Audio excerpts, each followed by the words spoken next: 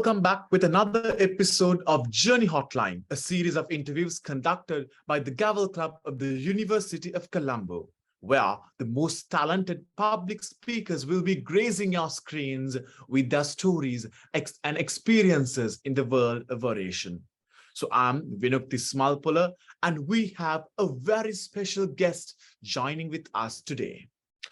So he is a part of the Gavel family of the University of Colombo. Well, to be specific, he's one of the very first members of our family at Gavel UOC.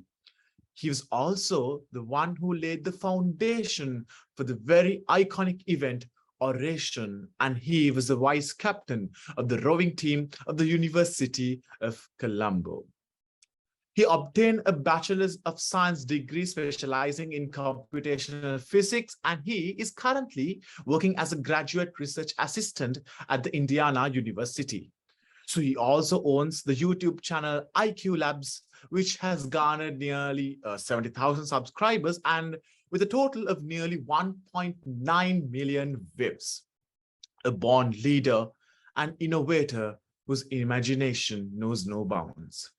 A person who contributed a great deal in establishing a platform for the public speakers in the university.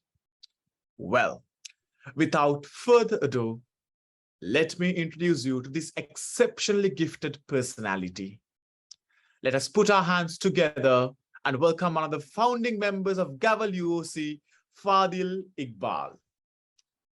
So it's a pleasure to have you with the Journey Hotline session, so let's start off with our discussion. So you were one of the founding members of Gavel UOC, and what drove you guys to establish Gavel UOC, and who else was involved in this process?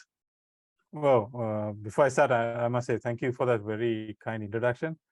Honestly, I should definitely have that voice as my alarm clock. You did a really good job of praising me. But anyway, it's not a big deal, Vinuk. So, our journey, I guess, to be honest, Vinuk, I am not the type of guy who likes clubs and societies in campus. You have heard of the word Sangam Palwa? Yeah. So that's what I felt of people from clubs. If to be specific, like the ISAC club or the road track club, for me, they have something, right? It's very different from other clubs, and I really didn't like it. That was my initial impression. Okay, as you will realize, I have changed over time. So I never liked clubs and societies. I was just I preferred sports were a bit easy because you just had to go for practice, and that was it. So it was very, I would say, very out of the blue. When Farha Mubarak, she kind of called us together. And really, it was like a really painful process for me to even just stay for a meeting. Even Farha, because Farha knew Asoka madam, and because Asoka madam who wanted to sort of start something like this, and it was very small. People were at the ITU room and talking about public speaking and all. And honestly, I really didn't care. I just wanted to go home. I didn't know it would become this. That was me. That was a different Fadil. So yeah, it kind of so you have these meetings and all, and people were enthusiastic to come, and it started small. Even if we got 5 people staying for a meeting, it was a big deal because nobody knows about the club, and you have to go and talk to people at the open canteen and beg them to stay, blah blah blah. And very frustrating. So like a few people came, and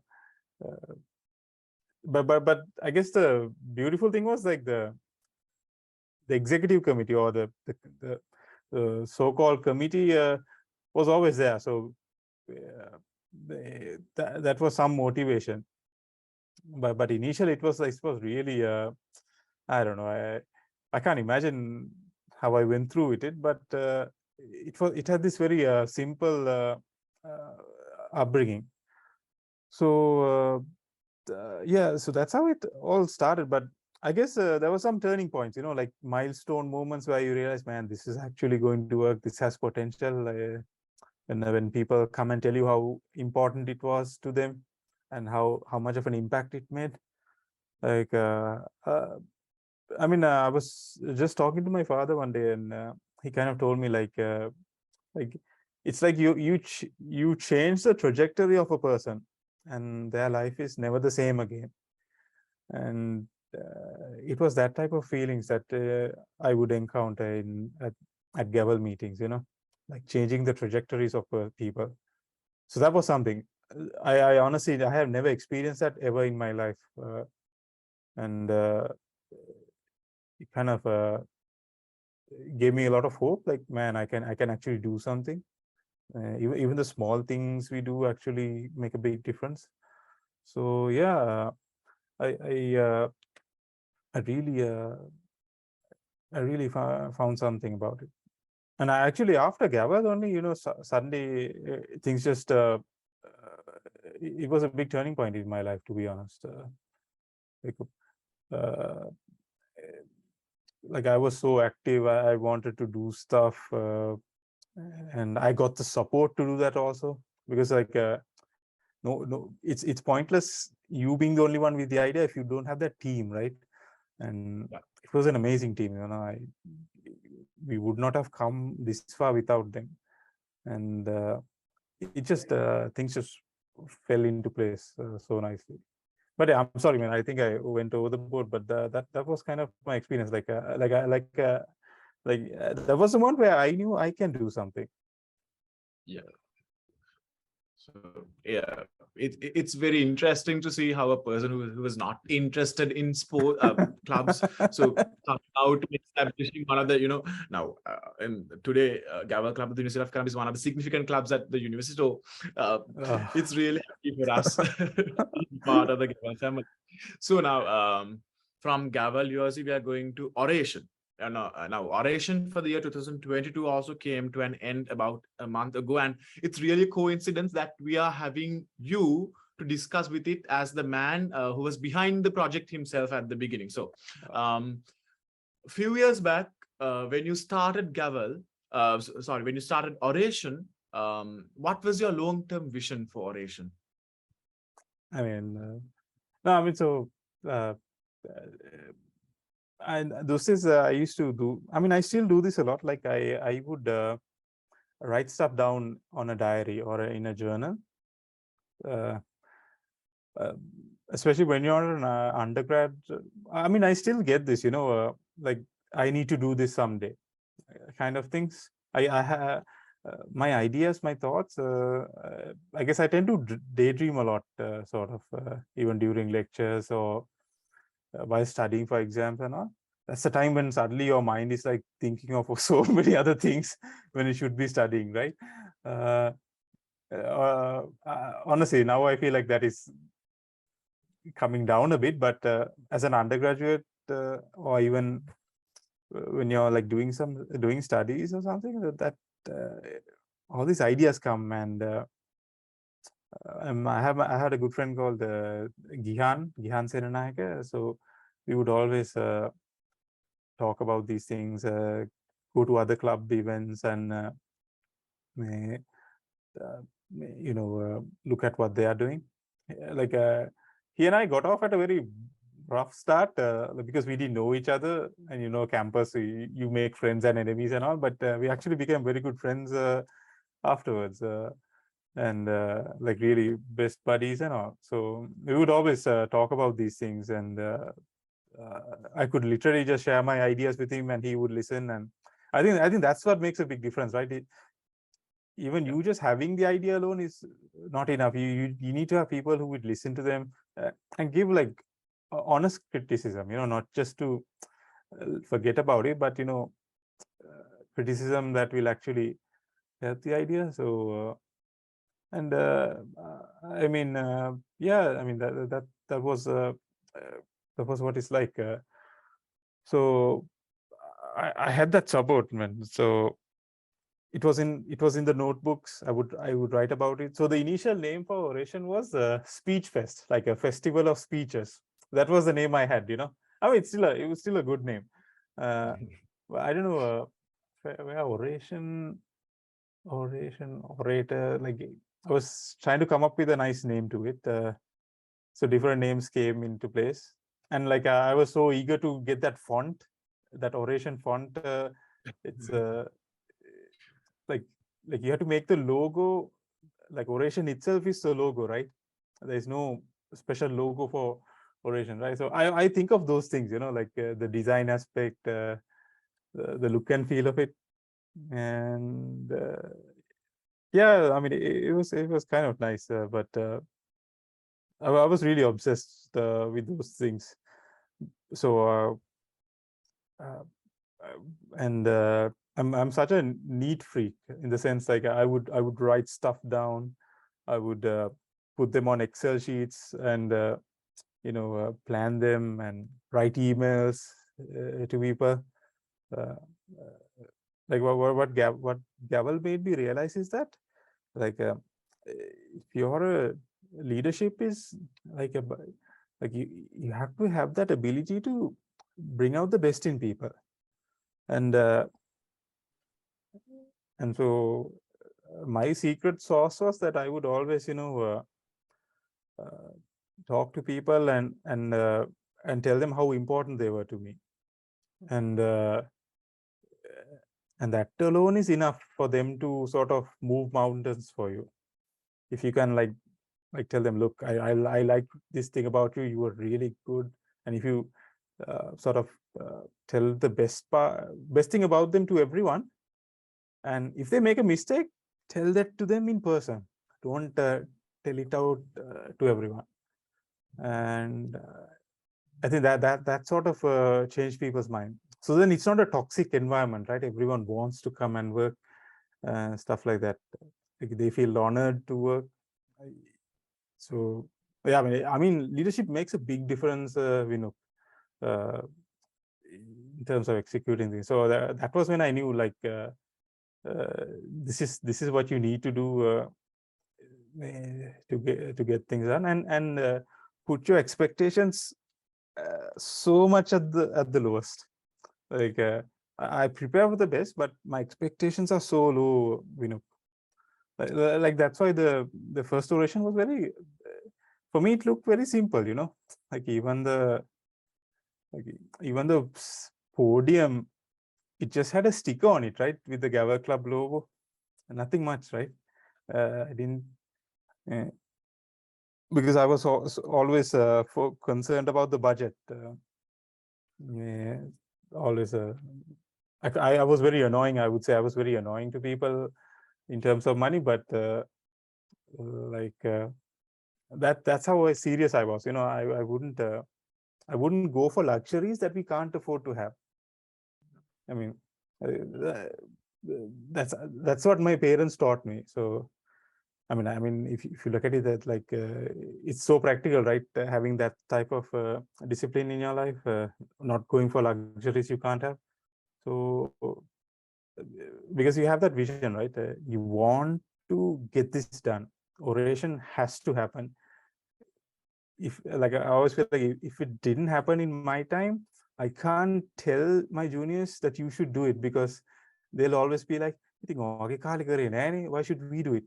They'll always say that. I feel they didn't say that, but I always felt like they would always make it an excuse. But if you set it right, if you show leadership and all, then they have no excuse. They you don't even have to tell them. They will just know what was it like.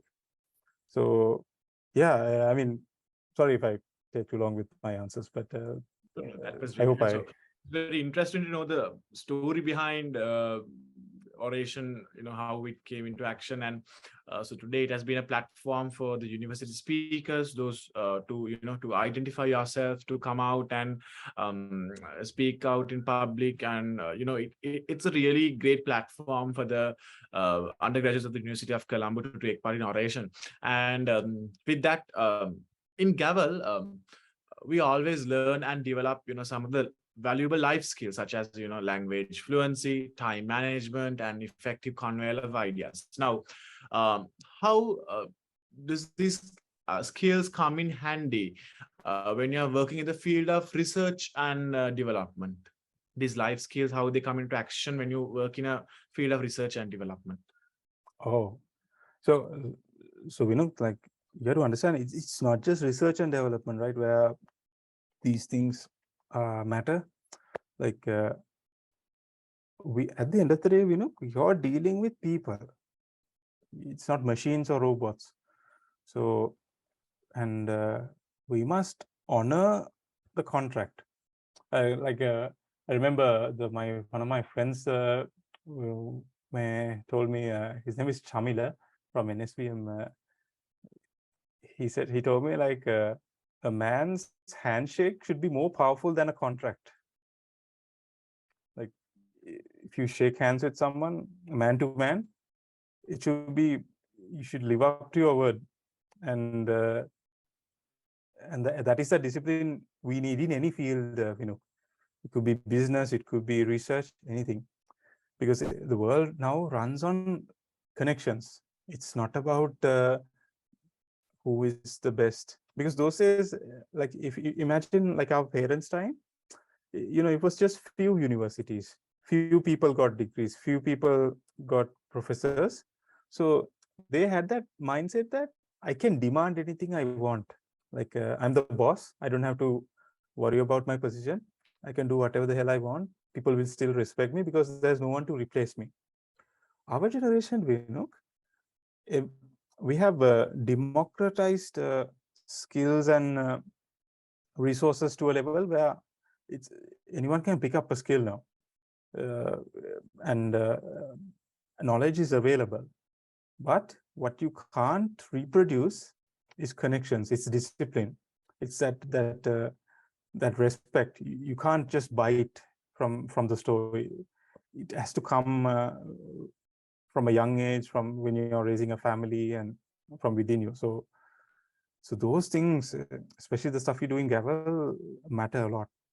Like, for example, like, every day when we were Oration, when we had meetings, I will always be there at least 15 minutes earlier than everyone else. That was my policy, bro. Because I remember I have been in situations where the leader in charge or the captain would come later than everyone else, and I can't respect someone like that.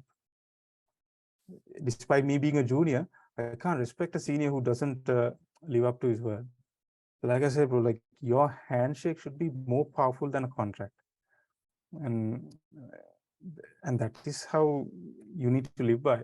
So those things people notice, bro. Like, you're early, at least 15 or 10 minutes earlier to a meeting, because you value that person's time, because that person is doing work for you for free, right? You're not paying them. So at least you need to honor that. You need to have respect for that. And so those things are very important, bro. Even in, so at the research level, surely the ability to communicate, in the sense, like, what I notice is that because of Gavel, I kind of understood how to communicate science to the masses, and that's what sort of helped me with my YouTube channel. Like, very hard to explain stuff, I can actually break it down, because already Gavel sort of told me, right? Don't talk about more than 2 or 3 points. Just limit it to this much. Don't take too much time. Just how much is our speech, right? It's about 8 minutes, right? Or 6 minutes, right? Yeah, somewhere around 5-6. So that means, bro, you're like, they are training you to convey the message within a short period of time. And look at all the top look at all the top YouTube videos, it's less than that, right? It's getting even shorter because people are pumping in content. But what I'm saying is, bro, like those things, like explaining things clearly, Yeah. and අර ඇඟට වදින විදියට අපිට කියලා දෙන්න පුළුවන් නේ.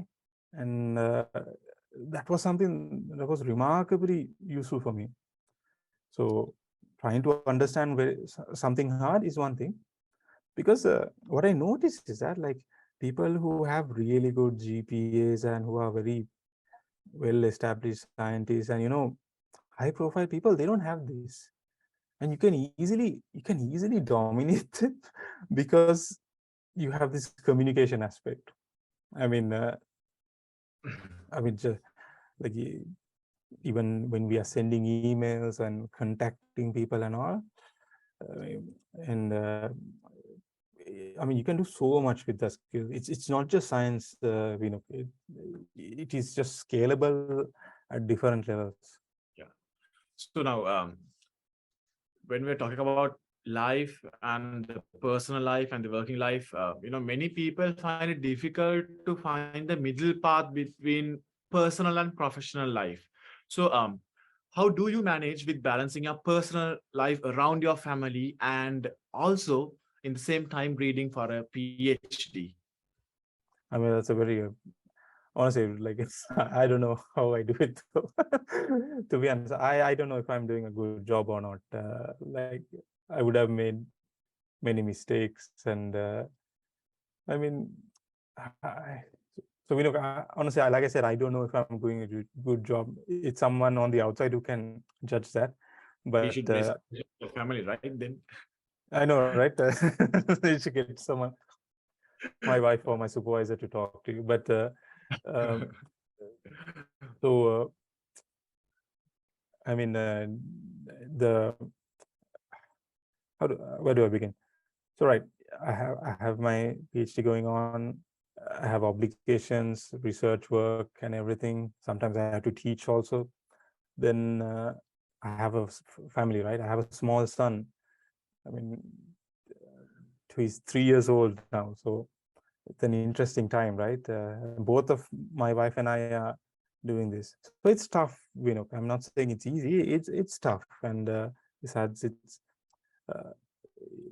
some days you just feel like, oh my god, why am I here? Like sometimes you tend to question, but it's just that for me, like I revolve around a particular set of values and like priorities in the sense. So and I kind of discovered that very recently, like in my 28, 29, when I was there. I didn't, because when you're an undergraduate, you don't have much of a family life, right? Because you can, it's just studies and perhaps work and all. So what my core values was that, and it mainly for me, it comes from my religion, because I try my best to become a good Muslim. So for us, the relationship between our religion should be primary, and because of that, we have obligations to our family and friends. My wife and all, my mother, all of them, and even my friends, we have that obligation. And also we have obligations to people we work with.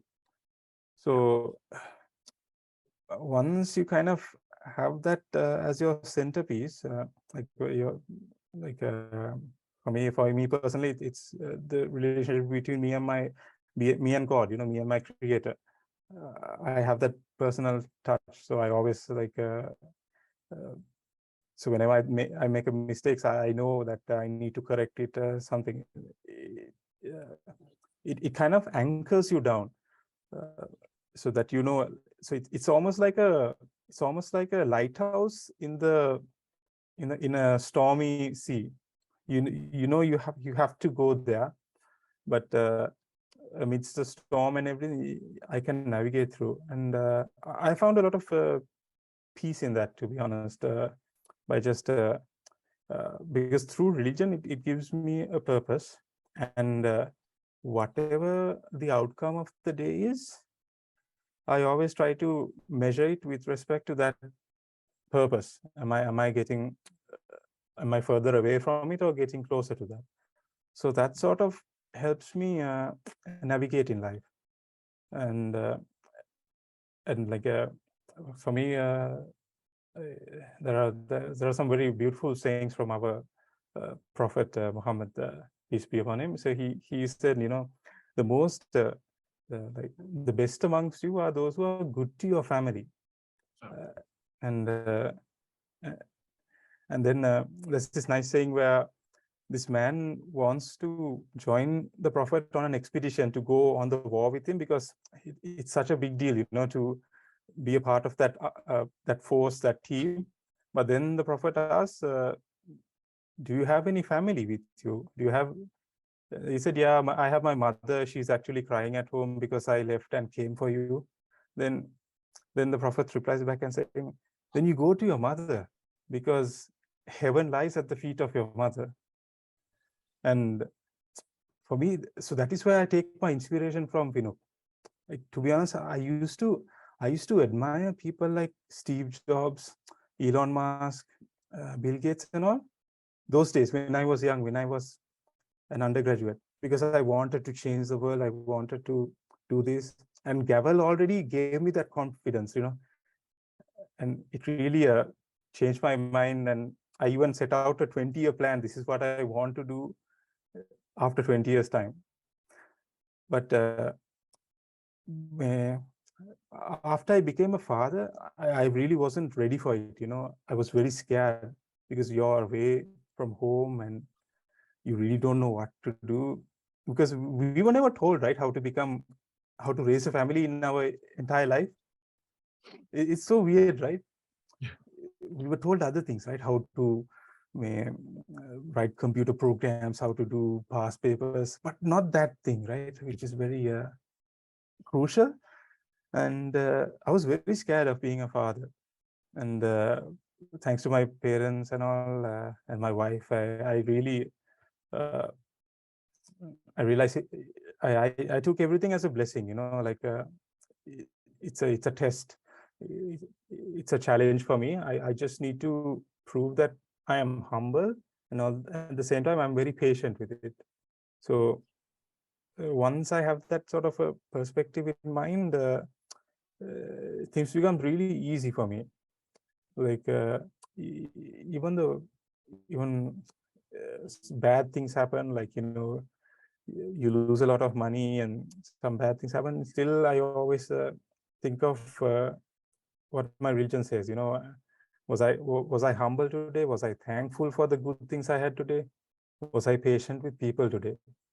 And it helps me sort of gravitate. Like I said, it's like that lighthouse you see in the storm, and once you see it, you can just go ahead. You don't care about whatever that is happening in the dark and all.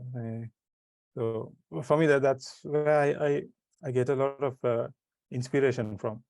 And I always try my best to honor people, like to honor their trust and everything, because I believe in God. I can easily get away in this world if I don't believe in one, because but because I have that strong belief, I know that even if I get away from this life, I will always have to answer those consequences afterwards. So I know so that's why okay, that's how I sort of uh, go ahead with life. I mean, it's tough, but I'm always grateful for all the small things. Yourself being a very close member to us at the Gavel family, so we know how well you balance your personal life and professional life. So there is nothing to worry on that, and all credit goes to you, Fadil. So now from the serious questions, we are going to go for a entertainment session now, and we are going to play a small game, and that would be why that pick. right? So you will be seeing few pictures from your social media account on this screen, and we will be giving you 30 seconds to tell us a story behind that. So it's okay even if it's not the most ridiculous story.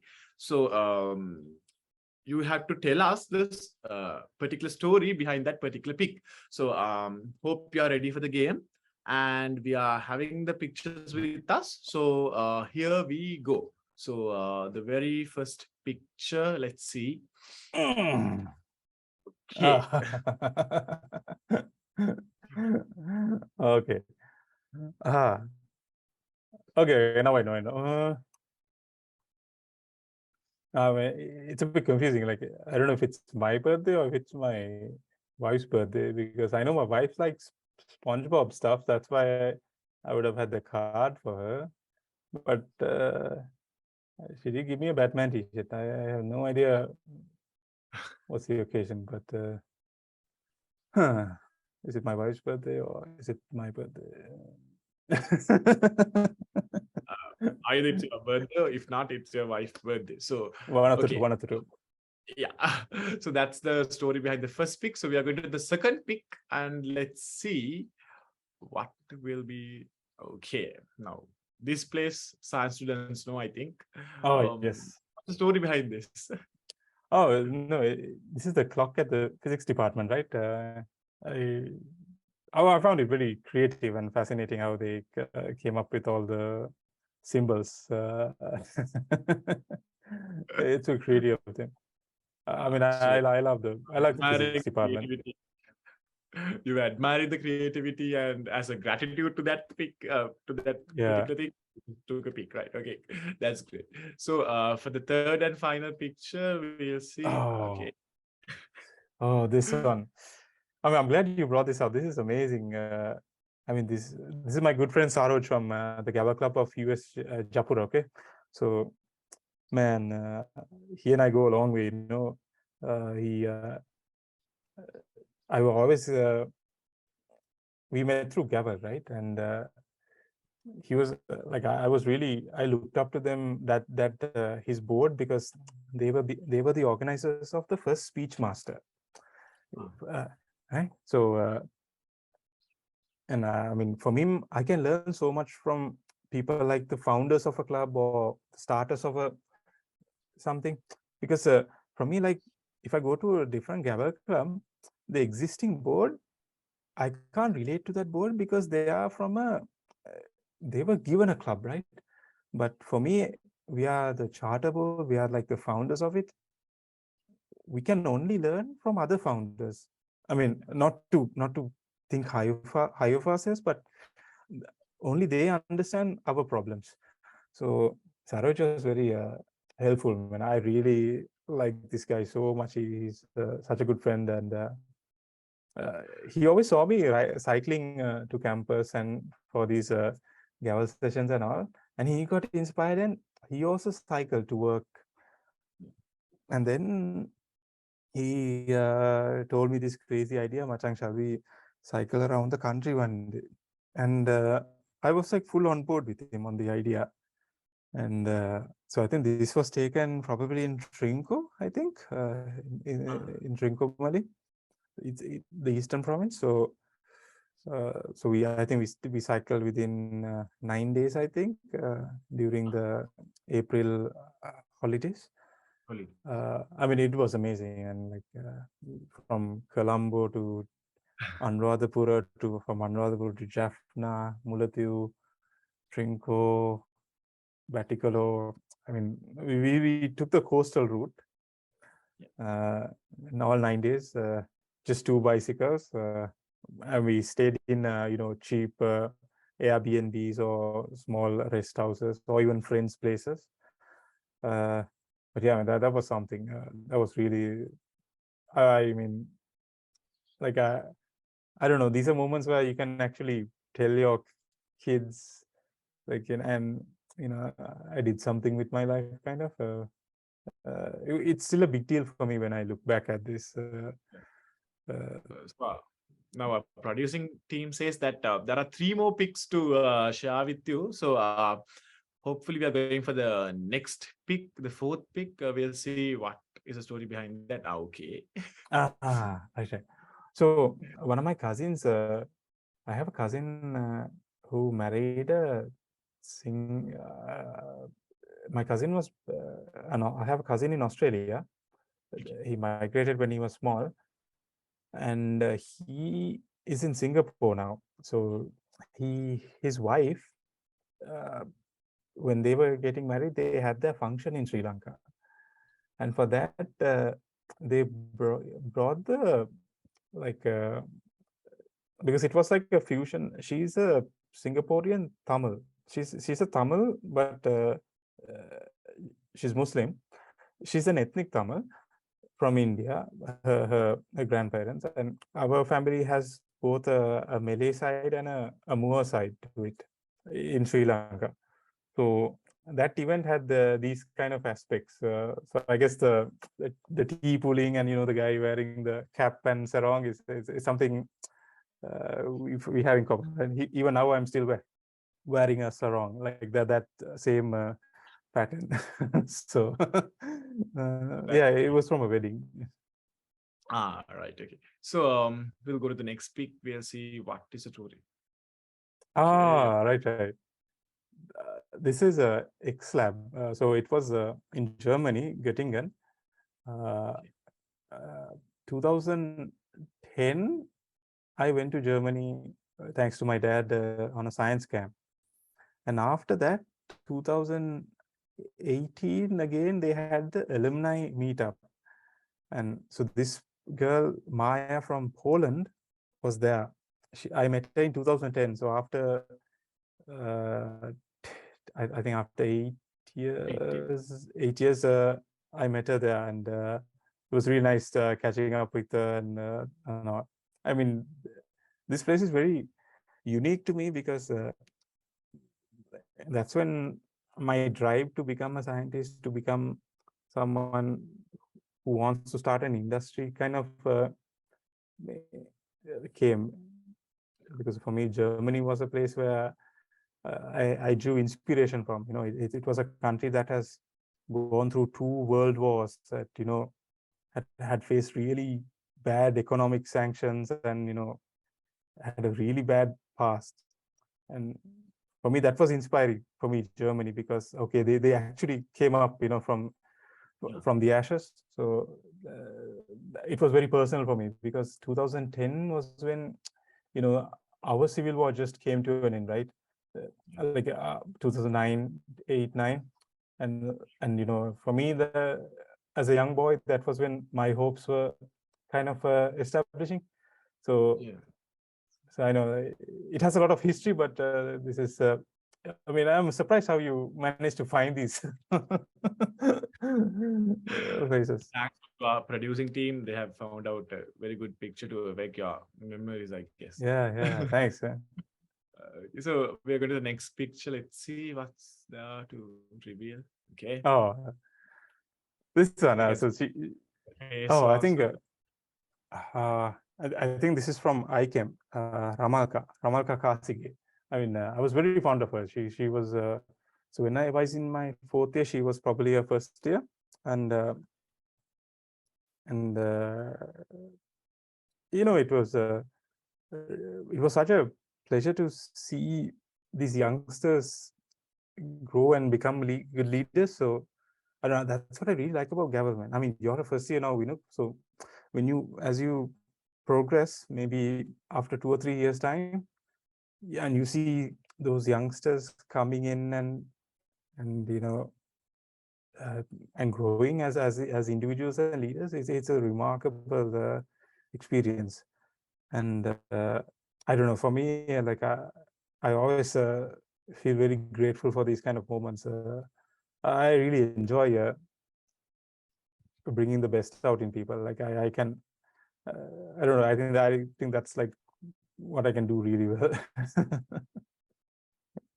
Okay. So with that, we can come to an end of this session. So that was a roller coaster ride of a session, and it is truly a proof that there is always a story behind that every pick even we look it, from for us, even it looks insignificant. For the Yeah, person behind that, there's a very big story. So, that's true. um, That's true.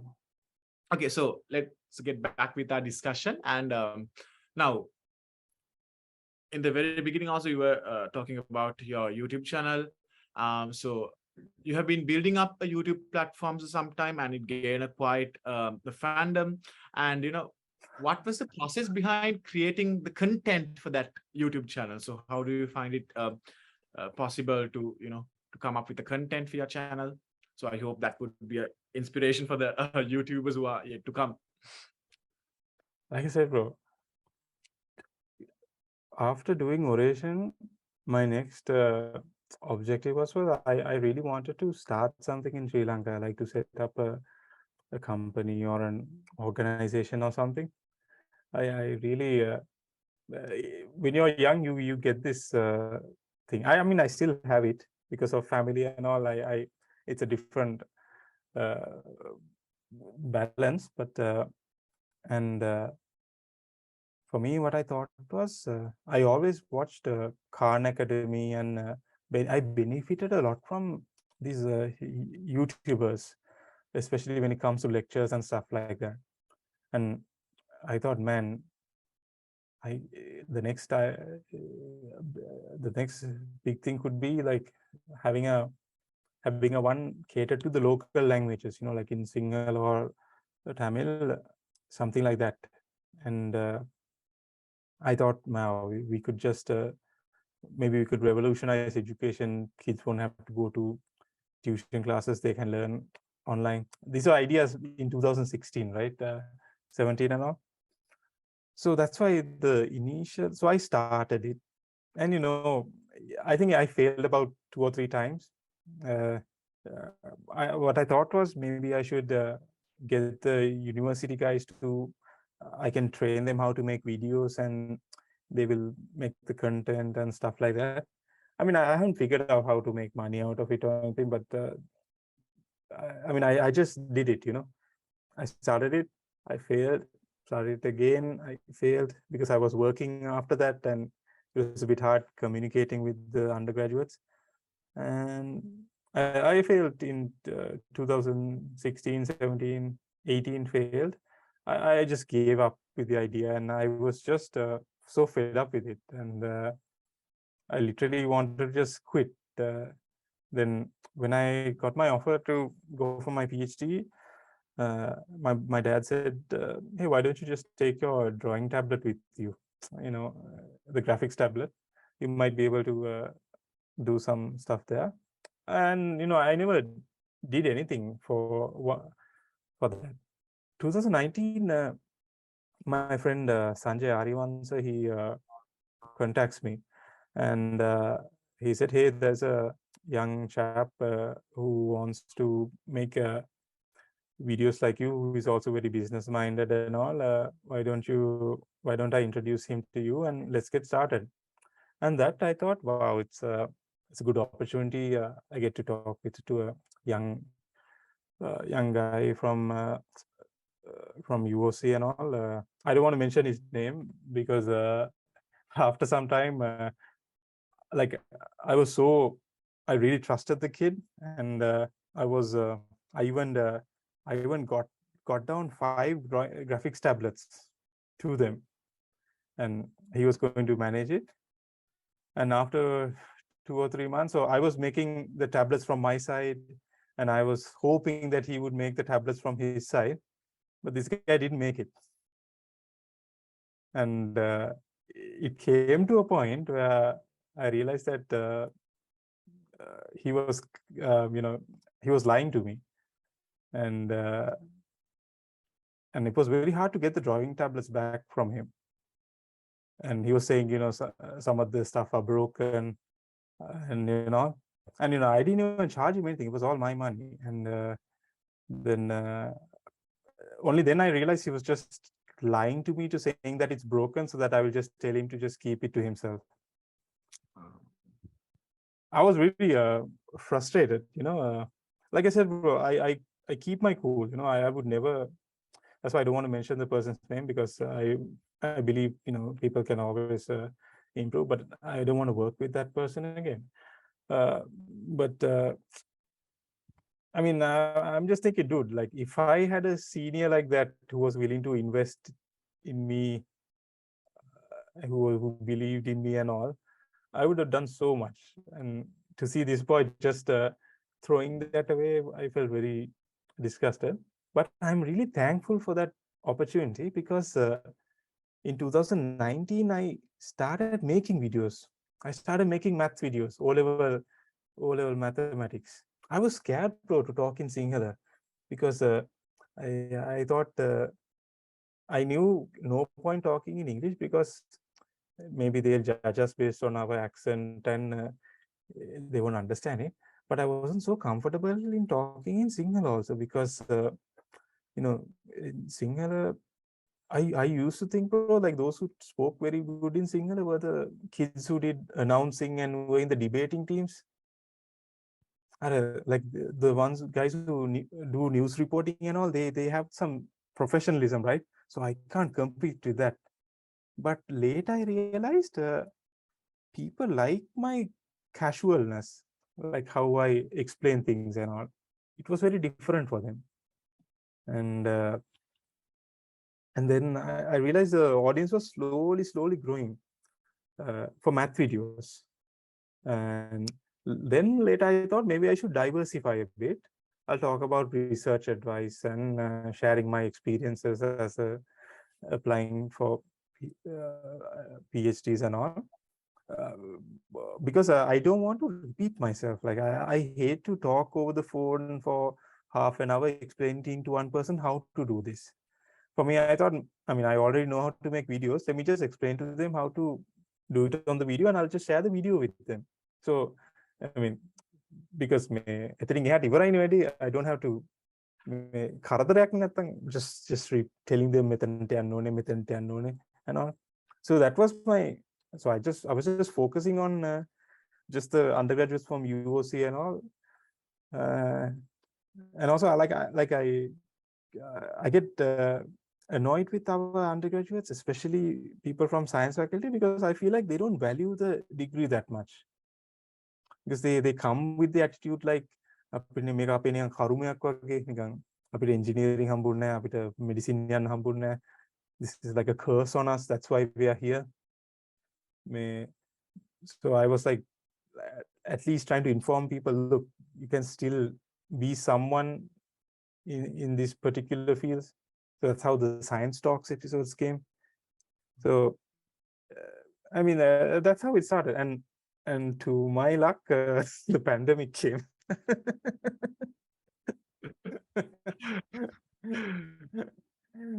And that just scaled things up so high.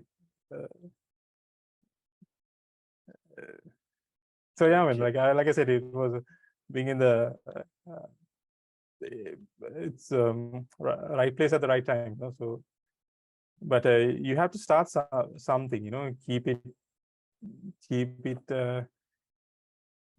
for a long time. Okay, like I said, I could just give up the idea and just focus on something else. And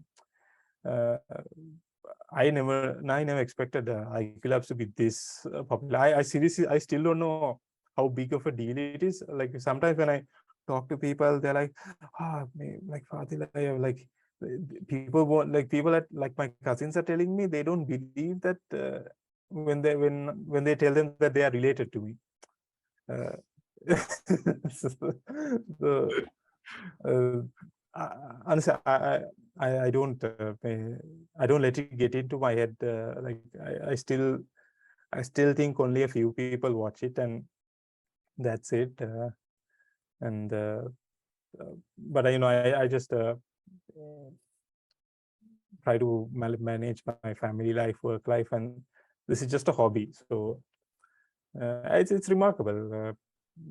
Like I said, I think the pandemic made a big difference, but yeah, and the communication aspect from Gavel and editing videos, doing Photoshop, all of those stuff I learned because I was VPPR. Yeah, so I was literally I had all the skills which I learned from Gavel. So Okay, so that was really interesting to see, the story behind the beginning of that YouTube channel.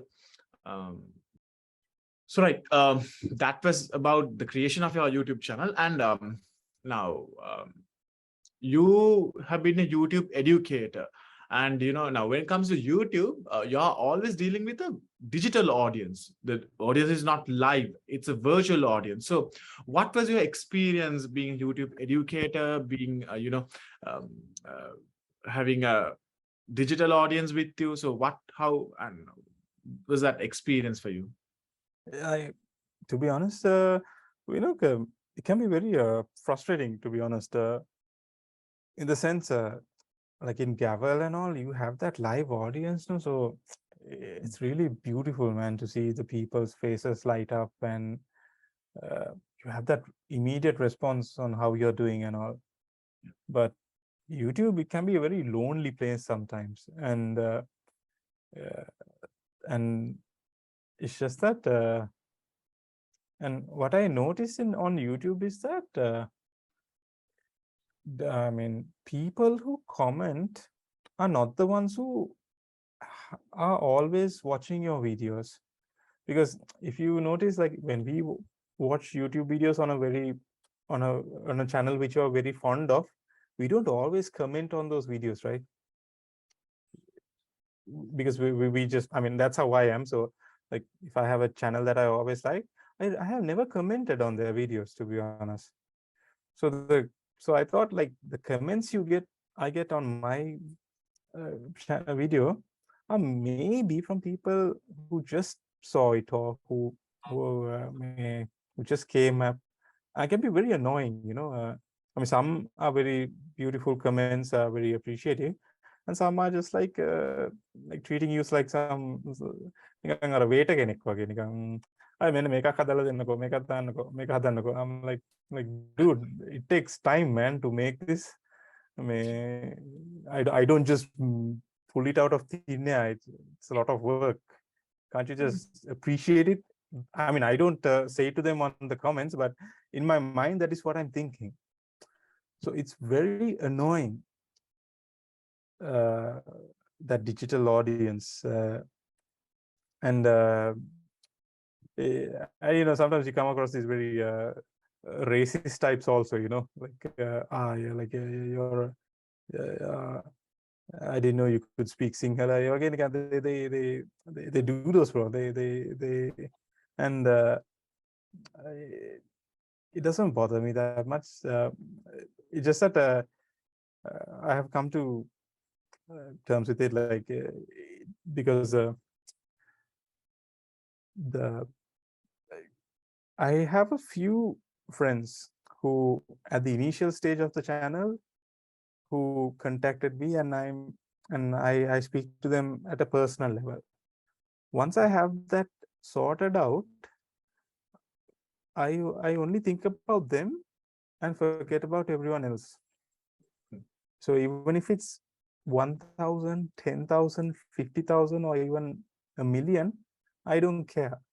It's the ones who were there when I was nothing, I value them the most. That's So I'm still in touch with the guys, and I like ask, hey, what do you think about this? Do you think I should talk about this? And because they know me when nobody cared about this channel, right? So I always value them and have that respect for them. So anyone who comes new, I mean, I won't disrespect them. I would just it's a I won't have that same feeling like I have for the ones who were there initially. So yeah, man, it's hard, and a lot of people ask me this question, like, how do I manage to talk as if there's an audience there? It's especially for a because it's person who only done, yeah, that's digital audience is not a live audience, and we can't genuinely see the interaction of the audience that we are listening to. So I don't know, how I am, uh, because I know like some YouTubers can be very self-obsessed, right? Yeah. It gets into their head, right? The celebrity status and all. But I don't know, for some odd reason, I always ask myself, do I sound, am I being too proud of myself? I always ask that. So And I don't know. I guess that That there were a lot to learn from your story of being a YouTuber. For a YouTuber who is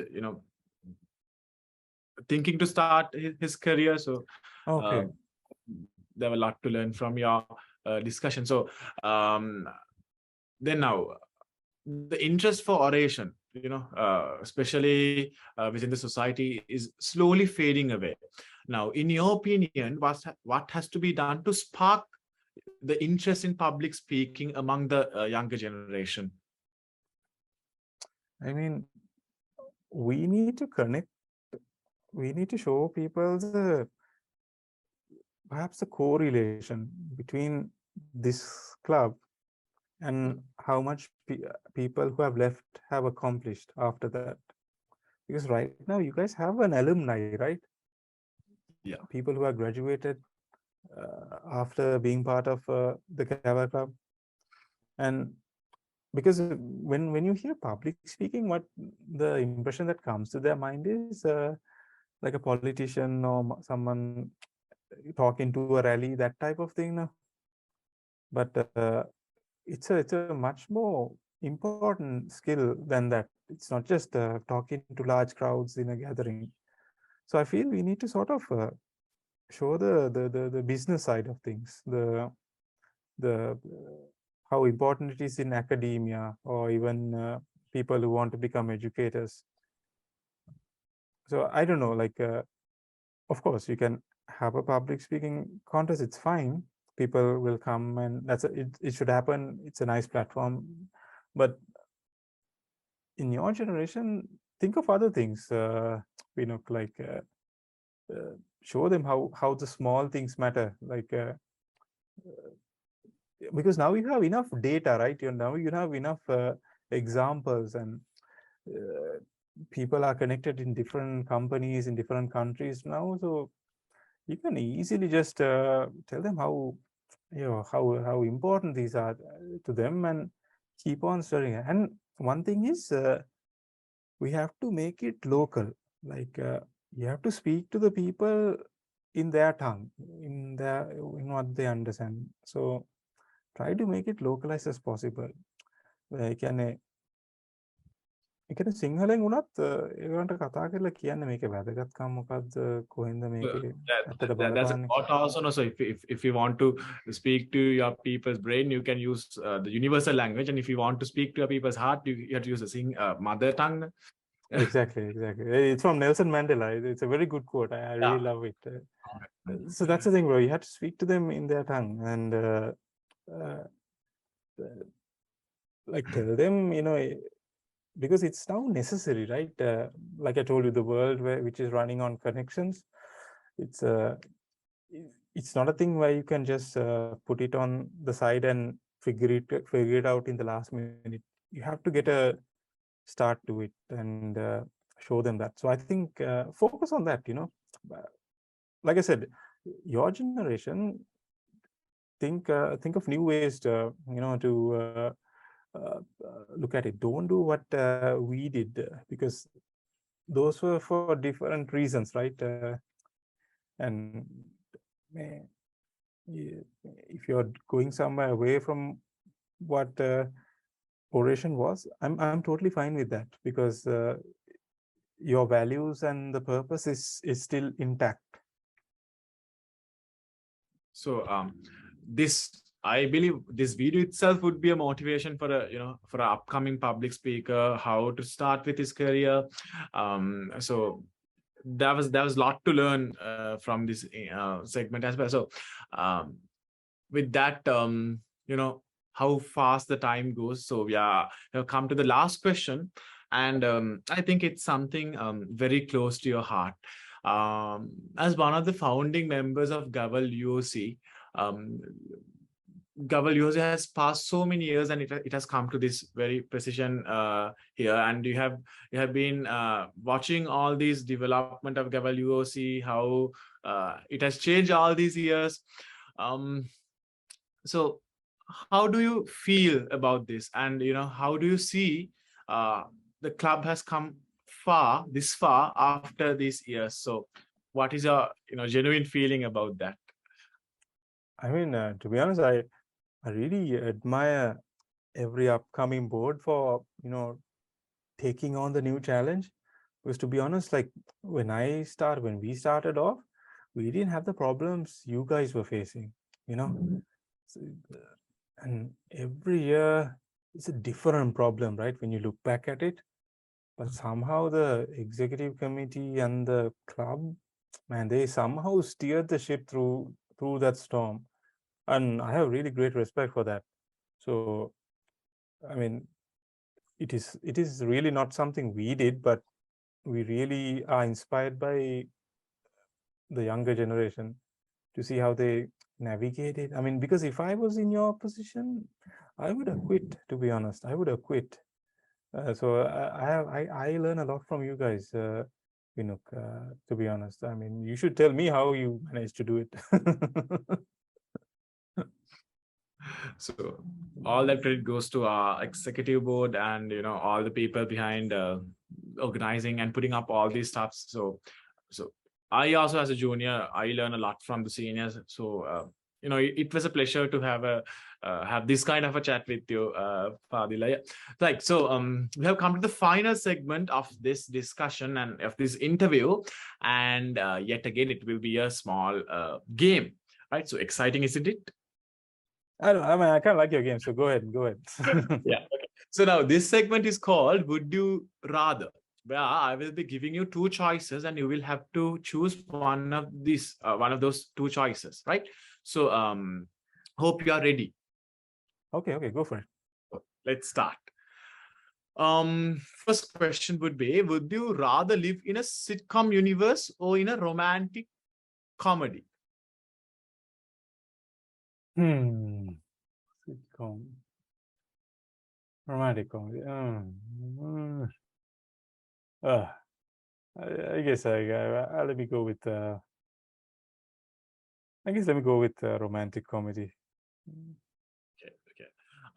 So next, would you rather accidentally ruin a child's birthday party or accidentally ruin a wedding? Oh, that's a tough question.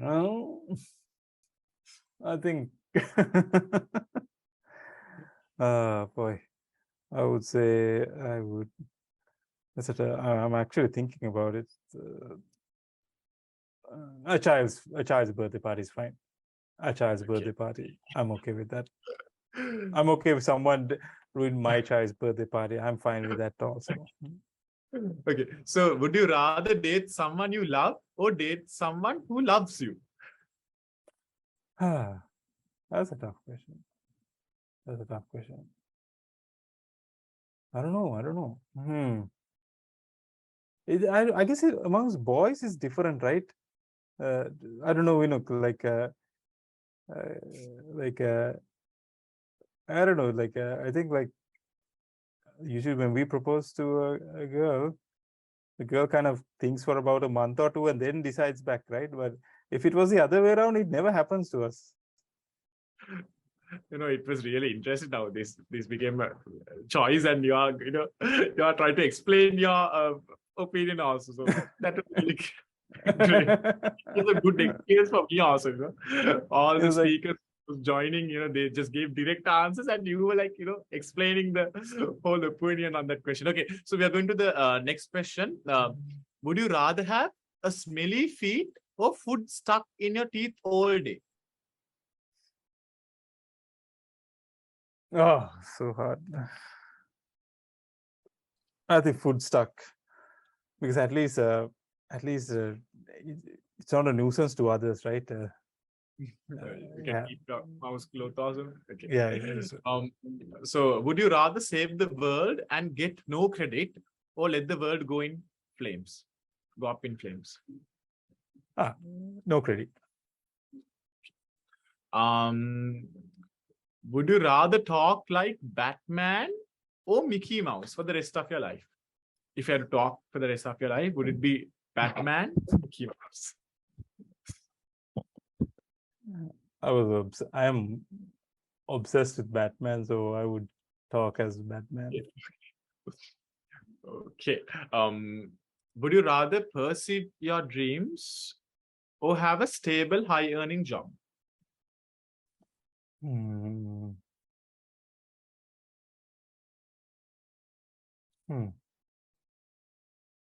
Wow, that's a very tough question. I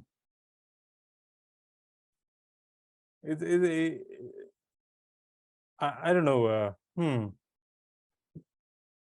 Like I said, Vinuk, I always kind of connect it to the purpose, right? So if your dream is to fulfill this purpose, then it's fine. But if your dream is if your dream is like personal desire or something, I don't find that interesting. Like the dream should be like some higher purpose or based on your belief. And even high earning job is fine if you are connecting to that purpose or belief, because then you're still the same. So I disagree with pursuing your dreams because it's like your first love, you know, the love feeling kind of when it dies down, that's the end of the marriage also, you know, that doesn't work out. Okay. So next part is you will have to spend a month, right? So either without Instagram or will it be without Facebook? I don't mind spending without both. Is that a both option? I have No, not. either. You have to select one option. Maybe it's easy. I still don't use Instagram, so Instagram it is.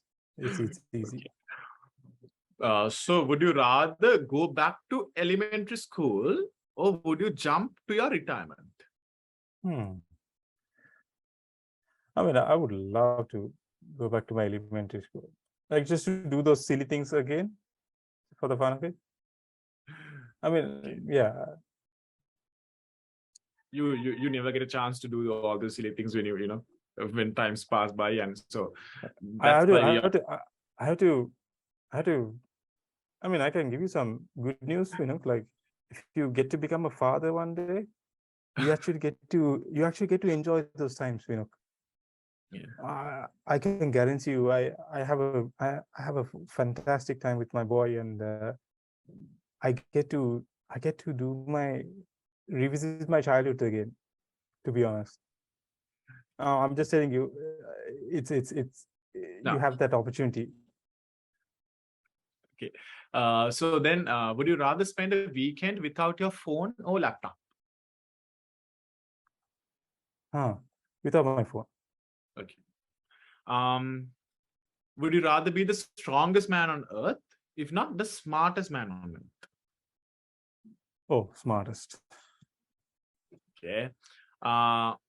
Would you rather eat healthier or doing exercises regularly? Exercises regularly.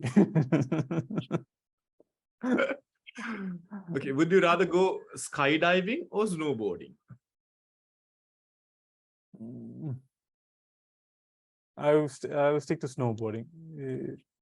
Okay. Okay. Would you rather know what you will be doing in 5 years in the future or take life as it comes? Take life as it comes. Okay. And but don't get me wrong with it. I sometimes wish I could have had the roadmap already. But my father always told me, you know, just if it comes to you, take it. Otherwise, don't go after it. For the last question we are having, would you rather take your child to work or your pet to work? Child. Okay. So that was such a refreshing segment. So it really proves the truth in the saying time flies when we are having fun. And sadly, it is time for us to take your leave. So I would like to extend my heartfelt thanks on behalf of the Gavel Club of the University of Colombo to Fadil Iqbal for joining us today and sharing our story and experiences about life. So it was such an enjoyable session with an added bonus of a trip down the memory lane. So we wish you all the very best in your future endeavors, and we hope you keep taking the lead in inspiring and honing the skills of young public speakers, young public speaking enthusiasts. Thank you so much, Vinuk, for your time. And honestly, you did a fantastic job, I must say. I really enjoyed talking to you. It was almost like talking to an old friend. And thank you. And keep up with the good work, Vinuk. I know you will do amazing things to this club. Thank you very much, Fadil. So, well then, bidding you goodbye for now. I'm Vinuk Tismalpula signing off with the entire crew. And don't forget to hit the like and press the subscribe button, and you will get the latest updates from our channel. So hope you have a pleasant week ahead, and thank you. Thank you very much.